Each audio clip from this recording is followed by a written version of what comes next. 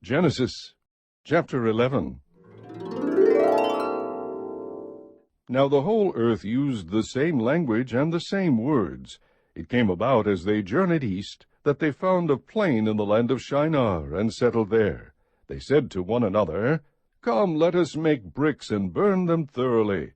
And they used brick for stone, and they used tar for mortar. They said, Come, let us build for ourselves a city, and a tower whose top will reach into heaven, and let us make for ourselves a name, otherwise we will be scattered abroad over the face of the whole earth. The Lord came down to see the city, and the tower which the sons of men had built. The Lord said, Behold, they are one people, and they all have the same language. And this is what they began to do, and now nothing which they purpose to do will be impossible for them. Come, let us go down, and there confuse their language, so that they will not understand one another's speech. So the Lord scattered them abroad from there over the face of the whole earth, and they stopped building the city. Therefore its name was called Babel, because there the Lord confused the language of the whole earth. And from there the Lord scattered them abroad over the face of the whole earth. These are the records of the generations of Shem. Shem was 100 years old, and became the father of Arpachshad 2 years after the flood. And Shem lived 500 years after he became the father of Arpachshad, and he had other sons and daughters. Arpachshad lived 35 years, and became the father of Shelah. And Arpachshad lived 403 years after he became the father of Shelah, and he had other sons and daughters. Shelah lived 30 years, and became the father of Eber. And Shelah lived 403 years after he became the father of Eber, and he had other sons and daughters. Eber lived 34 years, and became the father of Peleg. And Eber lived 430 years after he became the father of Peleg, and he had other sons and daughters. Peleg lived 30 years, and became the father of Reu. And Peleg lived 209 years after he became the father of Reu, and he had other sons and daughters. Reu lived 32 years, and became the father of Serug. And Reu lived 207 years after he became the father of Serug, and he had other sons and daughters. Serug lived 30 years, and became the father of Nahor. And Serug lived 200 years after he became the father of Nahor, and he had other sons and daughters. Nahor lived 29 years, and became the father of Terah. And Nahor lived 119 years after he became the father of Terah, and he had other sons and daughters. Terah lived 70 years, and became the father of Abram, and Nahor, and Haran. Now these are the records of the generations of Terah. Terah became the father of Abram, Nahor, and Haran. And Haran became the father of Lot. Haran died in the presence of his father Terah in the land of his birth, in Ur of the Chaldeans. Abram and Nahor took wives for themselves. The name of Abram's wife was Sarai, and the name of Nahor's wife was Milcah, the daughter of Haran, the father of Milcah and Iscah. Sarai was barren, she had no child. Terah took Abram his son, and Lot, the son of Haran, his grandson, and Sarai his daughter-in-law, his son Abram's wife, and they went out together from Ur of the Chaldeans in order to enter the land of Canaan. And they went as far as Haran, and settled there. The days of Terah were 205 years, and Terah died in Haran. Chapter 12. Now the Lord said to Abram, Go forth from your country, and from your relatives, and from your father's house, to the land which I will show you, and I will make you a great nation, and I will bless you, and make your name great, and so you shall be a blessing. And I will bless those who bless you, and the one who curses you I will curse, and in you all the families of the earth will be blessed. So Abram went forth as the Lord had spoken to him, and Lot went with him. Now Abram was 75 years old when he departed from Haran.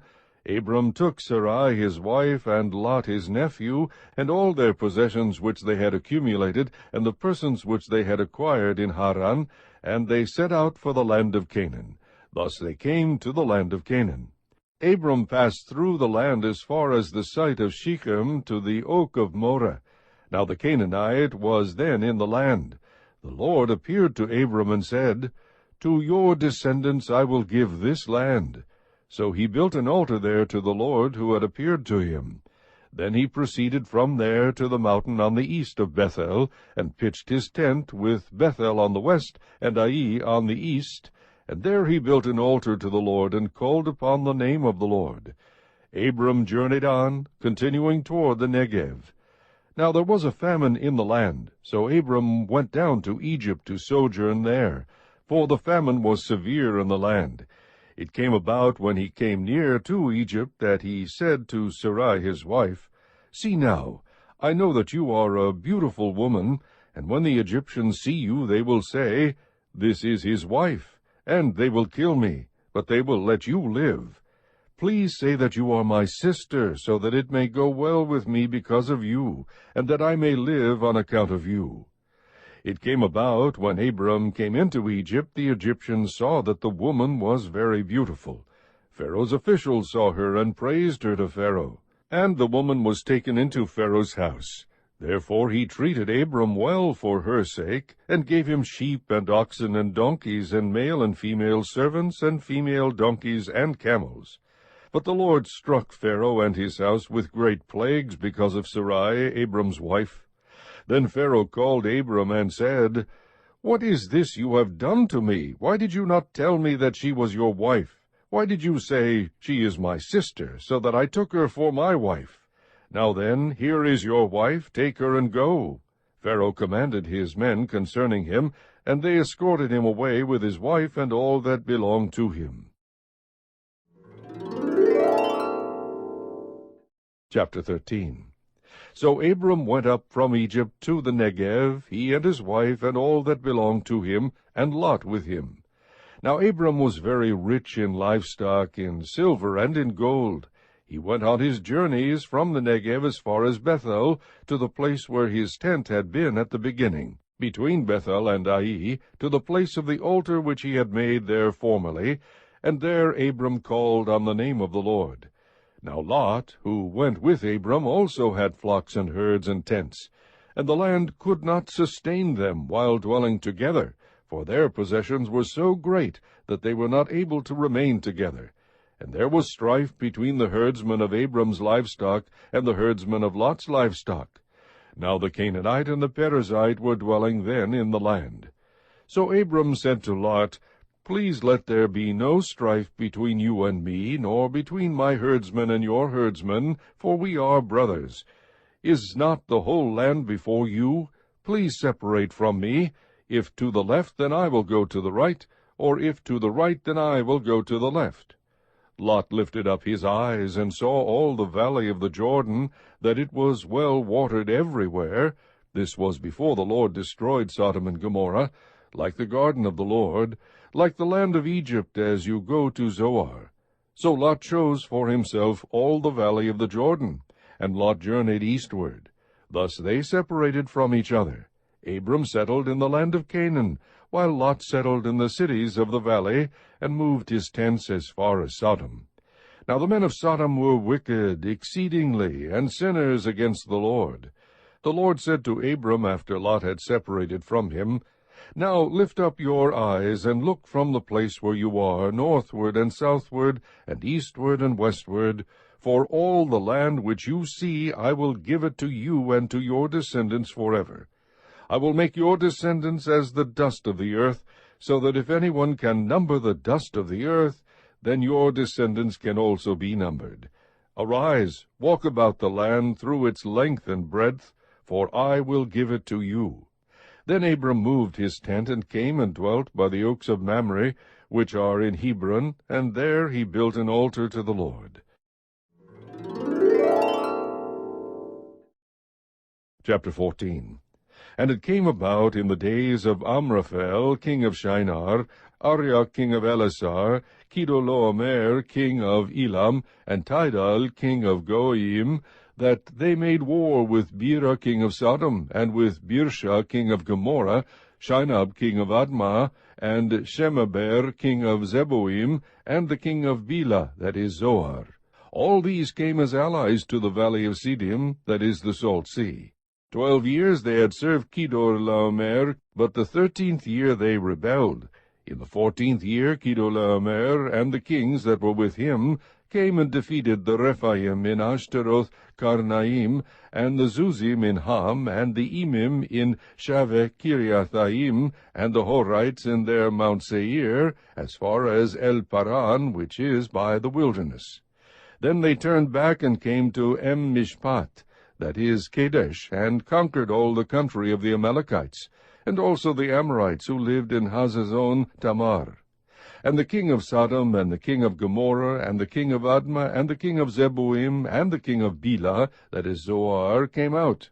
And they arrayed for battle against them in the valley of Siddim, against Kedorlaomer king of Elam, and Tidal king of Goyim, and Amraphel king of Shinar, and Arioch king of Elasar, 4 kings against 5. Now the valley of Siddim was full of tar pits, and the kings of Sodom and Gomorrah fled, and they fell into them. But those who survived fled to the hill country. Then they took all the goods of Sodom and Gomorrah, and all their food supply, and departed.